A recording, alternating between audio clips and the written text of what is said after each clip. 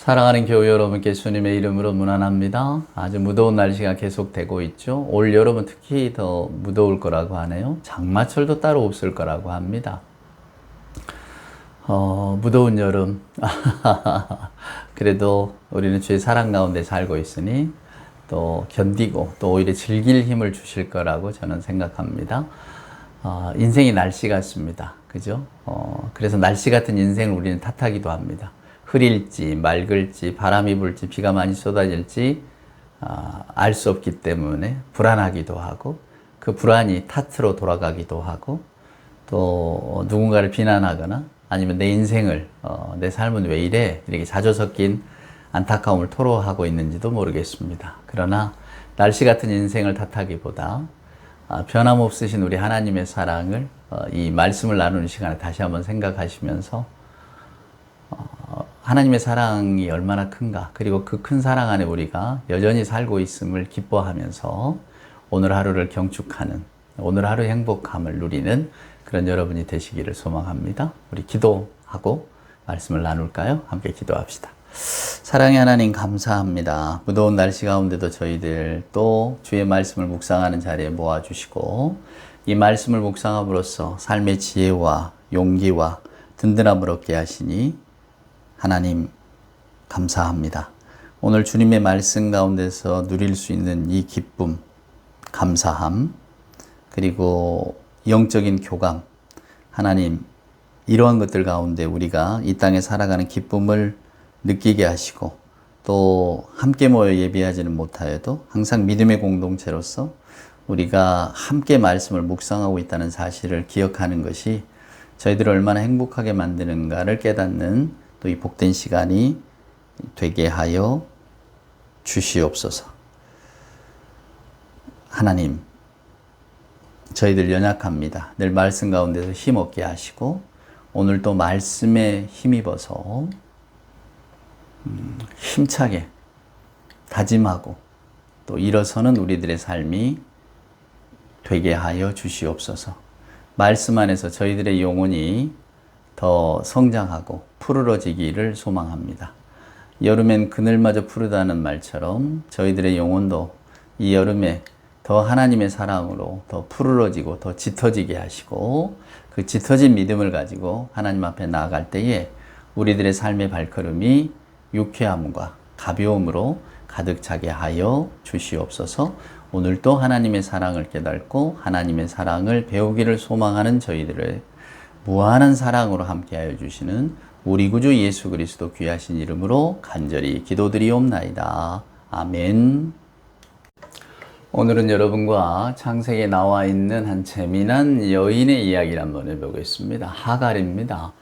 저는 이 하갈에 대해서 특별한 생각을 많이 한 적이 있었는데요. 그래서 이 사람의 이야기를 좀 여러분과 나눠야 되겠다는 생각은 오래전부터 해왔는데 막상 창세기를 다룰 때도 그냥 자세하게 이 하갈에 대한 이야기는 하지 못했던 기억이 나서 오늘은 여러분과 함께 창세기의 말씀을 살살 읽고 있으니까 오늘은 하갈에 대한 이야기를 좀 해봐야 되겠다는 생각이 들었습니다. 자, 여러분 창세기 16장 한번 보세요. 오늘은 좀 길게 읽어야 될 것 같은데 창세기 16장 아브라함의 아내 사레는 출산하지 못하였고 그에게 한 여종이 있었으니 애굽 사람이요 이름이 하갈이라. 사레가 아브라함에게 이르되 여호와께서 내 출산을 허락지 아니하셨으니 원하건대 내 여종에게 들어가라. 내가 혹 그로 말미암아 자녀를 얻을까 하노라 하며 아브라함이 사레의 말을 들은지라. 자.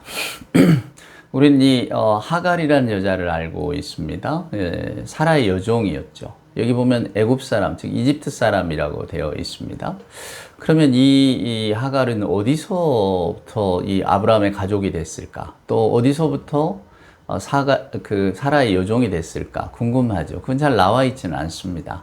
그래서 많은 분들이 이 하갈의 존재에 대해서 굉장히 궁금해 하는데 여러분도 아마 하갈이 낳은 아들 이름은 이스마엘이니까, 이스마엘은 또 이제 그 아랍의 그 우두머리가 되죠. 조상이 되죠. 그래서 계속 이제 이스라엘과 이렇게 적대 관계에 있습니다. 이런 식으로 이제 해석이 되어지는데, 그건 이제 후대 해석이고요. 일단 그 아브라함의 가계를 중심으로 사라가 누군가, 혹은 이 하갈은 누군가, 이 여인들의 이야기를 한번 오늘 여러분과 나눠보려고 해요. 자, 하갈이라고 하는 여자의 기본 정보는 이렇습니다. 일단 이집트 여자였대요. 그리고 사라의 여종입니다. 그럼 이 여자는 어디서 왔을까? 랍비들은 이렇게 해석을 합니다. 탈무드 같은 데 보면 이런 해석이 나와요. 원래 이제 아브라함이 사례를 데리고 이제 기근이 나서 맨 처음에 하나님께서 떠나라 해서 가나안 땅으로 왔는데 기근이 나잖아요. 그래서 애굽 땅으로 들어갑니다. 그때 들어갈 때 사라가 너무 예쁘니까 혹시 아브라함을 해칠까 싶어갖고 이거 누이라고 속이잖아요. 그리고 데려갔더니 애굽 왕이 이제 사라에게 반해서 사라를 데려갑니다. 그 사건은 여러분 잘 아시죠? 그러면서 이제 다시 이제 하나님께서 돌려보내기를 원하셔서 이제 사라가 돌아옵니다. 그때 여러분 돌아올 때 이 하갈이 따라왔답니다. 이렇게 해석을 하더라고요. 그럼 이 하갈이 그럼 어떤 여자였길래? 원래 그러면 이집트 왕이 데려갔을 때 그 이집트 왕궁에 있던 그 시녀였느냐? 그게 아니고 이집트 애굽 왕 바로의 딸이었대요.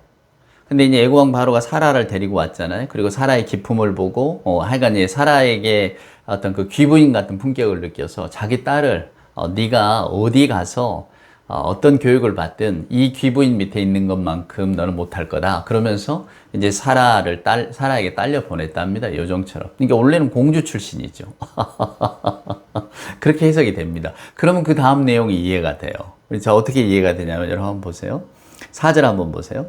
아브라함이 하갈과 동침하였더니 하갈이 임신함에 그가 자신의 임신함을 알고 그의 여주인을 멸시한지라. 그죠? 이게 원래 이 하갈이라는 여자가 시녀 출신이었으면 아무리 자기가 아이를 가졌다고 여주인을 멸시까지 할 수 있을까? 고대 세계의 풍습으로 보면 그건 도저히 감당이 안 되는 해석이거든요. 그러니까 고대 세계는 여러분 신분 질서잖아요. 신분 질서라고 하는 거는 지금 우리가 생각하는 것보다 더 엄혹합니다. 넘어설 수가 없어요. 그러니까 이제 우리가 종종 뭐 신분을 뛰어넘는 사랑 이런 이야기, 여러분 언뜻 생각나는 게 우리 그 춘향의 이야기 아닙니까? 이도령과 춘향의 이야기. 그게 신분을 뛰어넘는 사랑이거든요. 그래서 그 소설이 오랫동안 이렇게 사람들의 입에 오르락내리락 회자되는 겁니다. 그냥 단순한 사랑 이야기라면 그렇게 오래 가지도 않고요. 또 실제로 정말로 그러면 춘향이가 이도령을 따라가서 정실부인이 됐겠느냐? 그건 아무도 인정하지 않습니다. 소설이니까. 왜냐하면 그만큼 신분 질서라고 하는 것은 무서운 겁니다, 여러분. 인간의 힘으로 할 수 없는 거예요. 그만큼 세계의 질서, 그때 당시의 질서라고 하는 것은 정말 우리가 상상할 수 없을 정도로 어떤 엄격함을 가지고 있습니다. 그러니까 이 사라가 아무리 이 아이를 못 가져서 여종을 들여보낸다고 해서 이 여종이 들어가서 임신했으니까 나 이제 여주인 멸시할 거야. 이렇게 될 수 있는 상황이 아니다, 그 말입니다. 그래서 아마 랍비들도 그렇게 해석을 했는 모양이에요. 사라라고 하는 여자를 따라왔던 하갈은 그냥 단순한 이집트 여자가 아니라 바로 왕의 아마 딸쯤은 되지 않았을까 뭐 이런 식으로. 어차피 성경에 나와 있질 않으니까 우리는 알 길은 없습니다. 하여간 그런 여자였습니다. 그래서 일단 하갈이 그 아브라함의 총애를 받고 사랑을 받고 이제 아이를 갖게 됐어요. 그러니까 여러분 지금 이 창세기의 이야기를 오늘날 우리들의 시선으로 읽으면 하나도 이해할 수가 없습니다. 믿음의 조상이라는 아브라함이 어떻게 첩을 두고 자식을 얻고 나중에 그게 갈등의 씨앗이 되고 이런 식으로 보시면 안 되고요. 그때 당시 사람들은 이렇게 살아갔구나 라고 하는 것으로 그냥 이해를 하시면 됩니다. 그러고 보면 야곱이 이렇게 아내를 넷을 거느리고 이런 것들이 여러분 상상이나 되시나요? 그건 그때 당시의 풍습이 아무렇지도 않은 그냥 우리가 너무나 일상적으로 받아들이는 그런 구조였기 때문에 그런 걸 가지고 이게 원래 그러네 하시는 건 말이 안 됩니다. 자, 그래서 하갈이라고 하는 여자가 일단 그 아브라함과 동침하고 아이를 얻게 됩니다. 이스마엘. 그런데 이제 그 이스마엘을 낳고 나서 어떤 식으로 되느냐면 이제 하갈도 그래도 내가 이집트 공주였으니까 자기 어떤 그 폼이 있지 않겠습니까? 아마 그랬겠죠. 일반 시녀는 아니었을 거다 그 말입니다. 근데 그런 모습들이 이제 사라가 보기에는 이제 눈밖에 난 겁니다. 소위 말하면 치기나 질투나 이런 것들을 불러일으키는 거죠. 이것도 마땅한 상황입니다. 사라가 특별히 나쁜 여자여서 그랬다? 저는 그런 생각은 들지 않습니다. 마음자리가 좁아서 그랬다? 그렇게도 보지 않습니다. 그냥 이렇게 볼 때에 본연적으로 일어나는 아쉬움, 부러움도 있겠죠. 왜 나는 저러지 못할까? 근데 너무 이제 그런 모습들이 좋아 보이니까 이제 그 싫은 마음이 일어나고 그러니까 꼭 죽게 생겼던 겁니다. 그래서 이제 사라가 아브라함을 들볶기 시작합니다. 뭐라고 이야기합니까?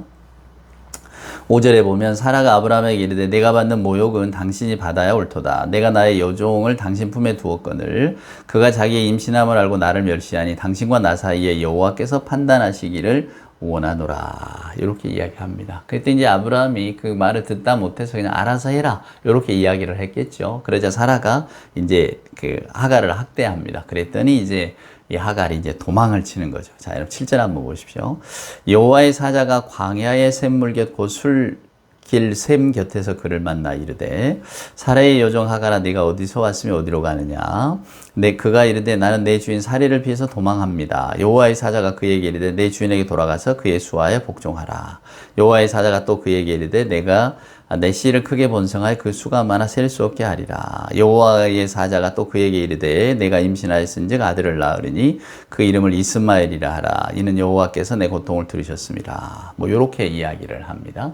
그러니까 사라를 그 하갈을 결국 사라에게로 돌려보내는 사건이죠. 그러니까 하갈이 다시 사라에게로 돌아갔어요라고 하는 사건을 이렇게 설명을 하고 있는 겁니다. 그때 이제 하나님의 사자가 여호와의 사자가 하갈을 달래는 장면을 보십시오. 너는 앞으로 평안할 거야. 너의 자손도 많아질 거야.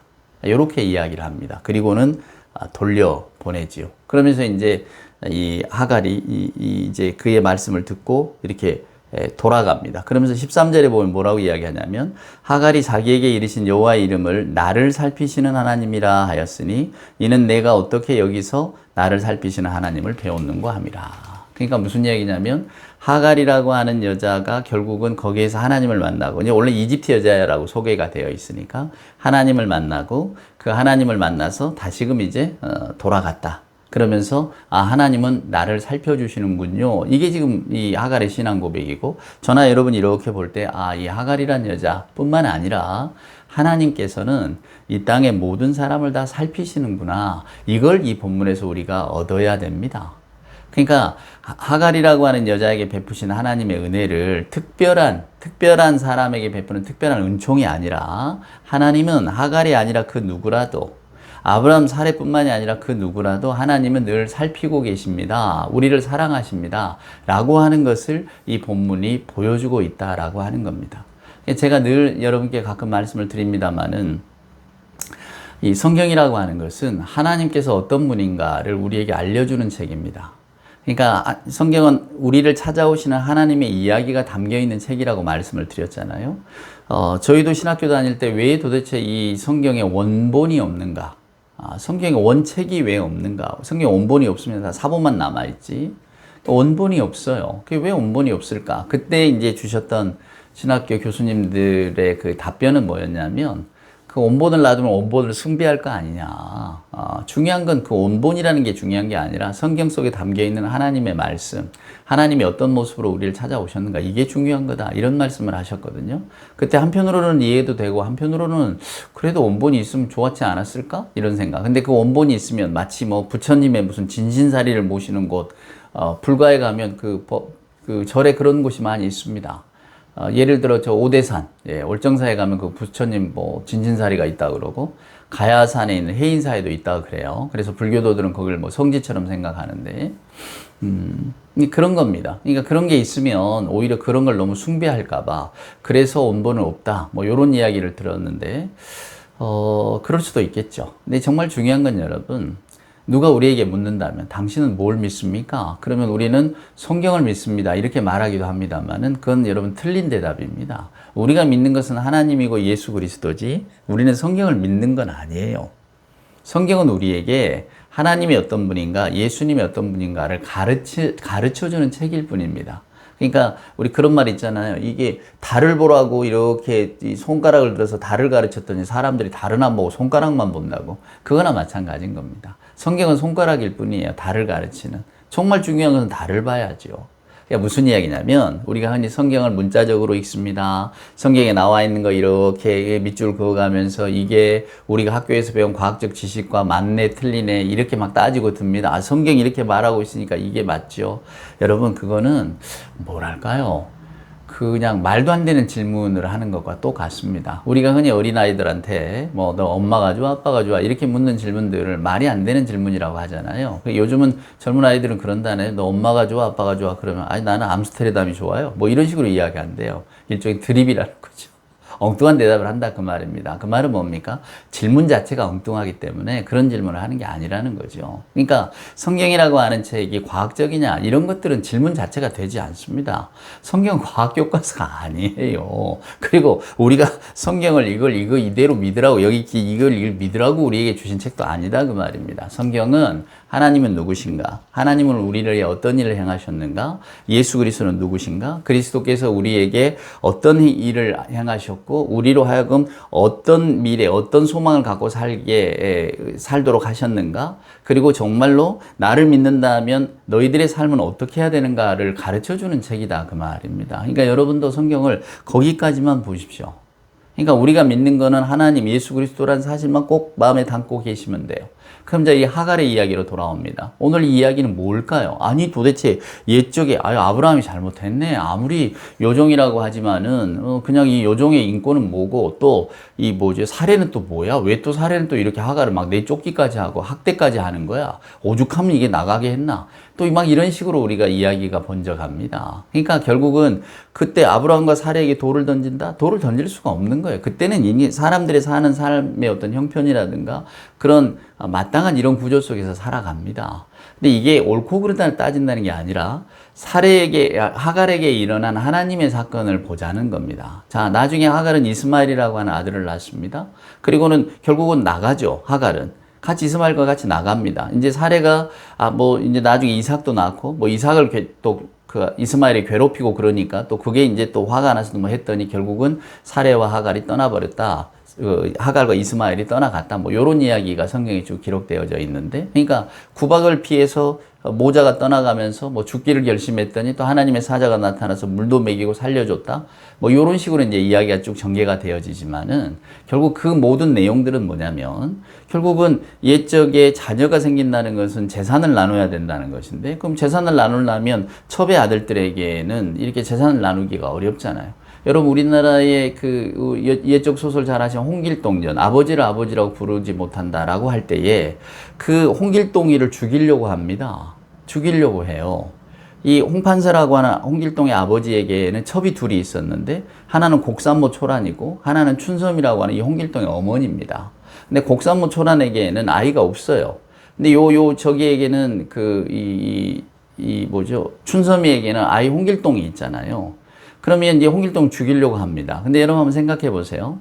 첩이 이 첩의 자식을 죽이려고 한다? 그러면 본처라고 하는 홍판사의 부인이 이걸 몰랐을까? 모를 리가 없죠.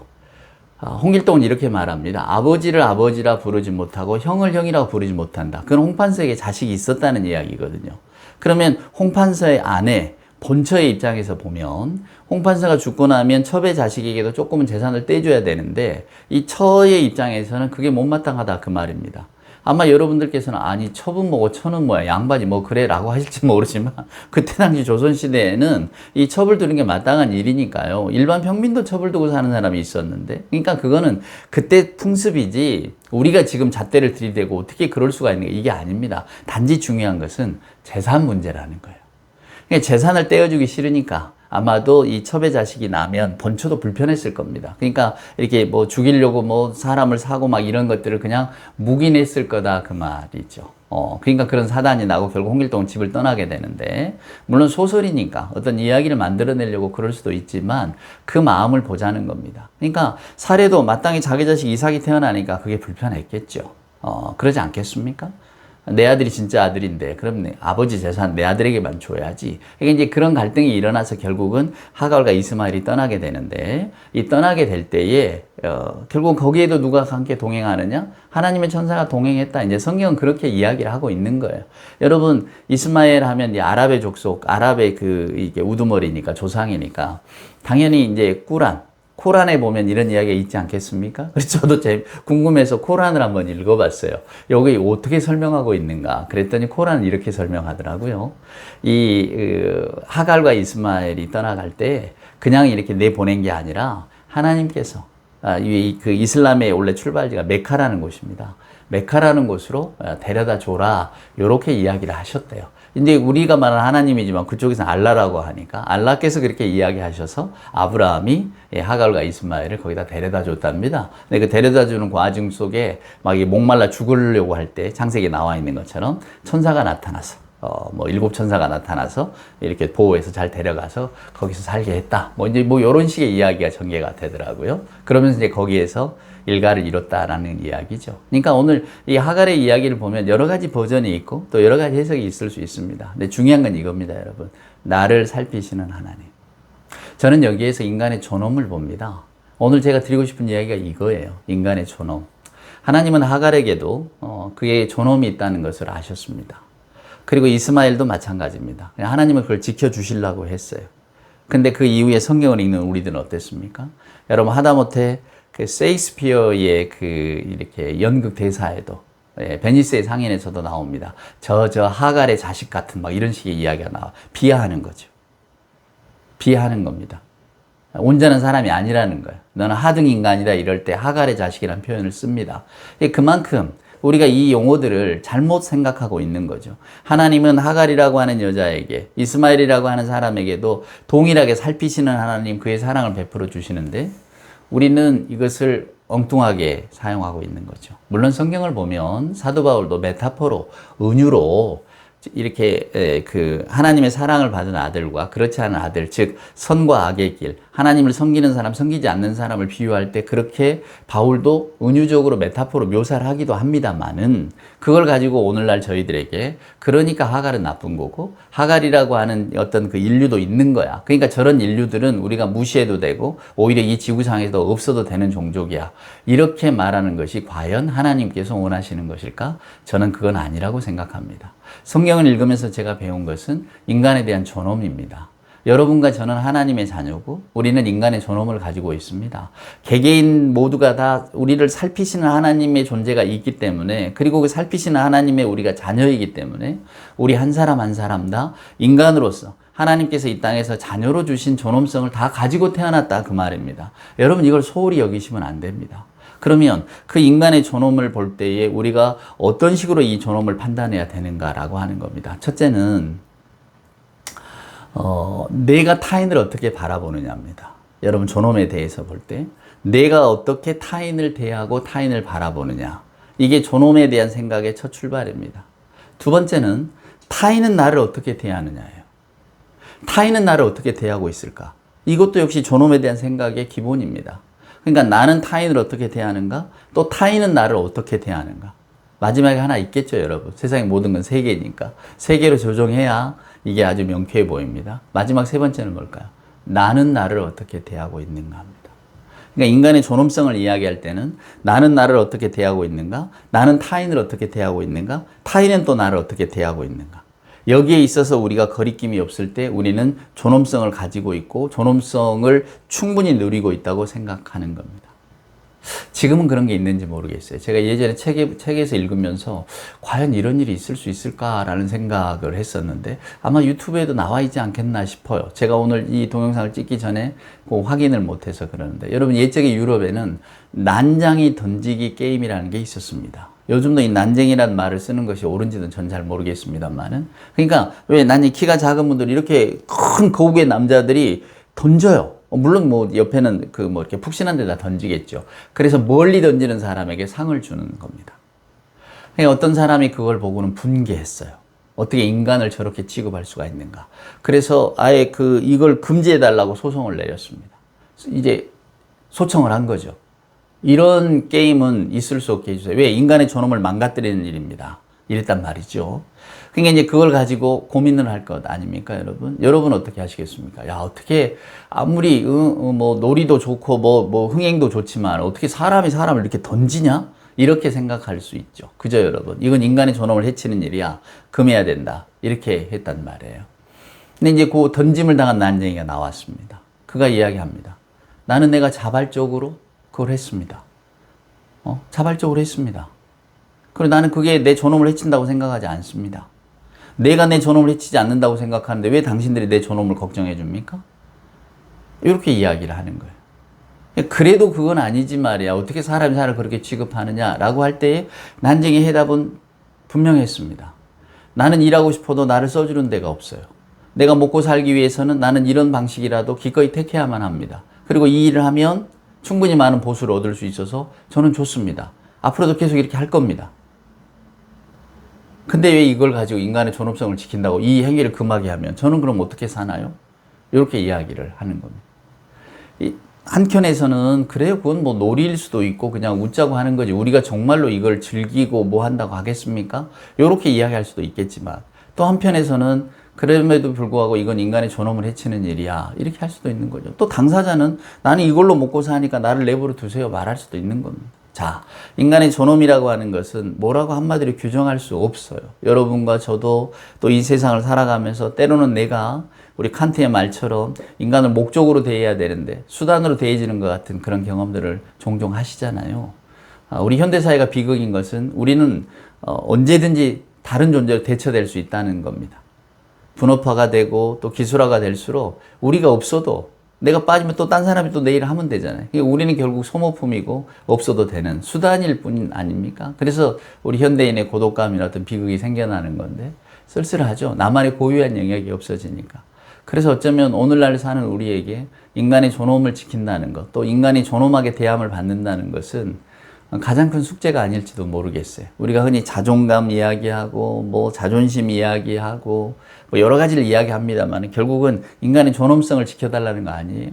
나를 나로서. 그러니까 먼저는 내가 나를 어떻게 대하는가, 내가 타인을 어떻게 대하는가, 타인은 또 나를 어떻게 대하는가를 이렇게 살펴보면서 우리 존엄성을 지켜가는 것인데 실제로 우리 마음에 명쾌하게 들기는 그렇게 쉽지는 않을 겁니다. 이야기가 길어졌습니다.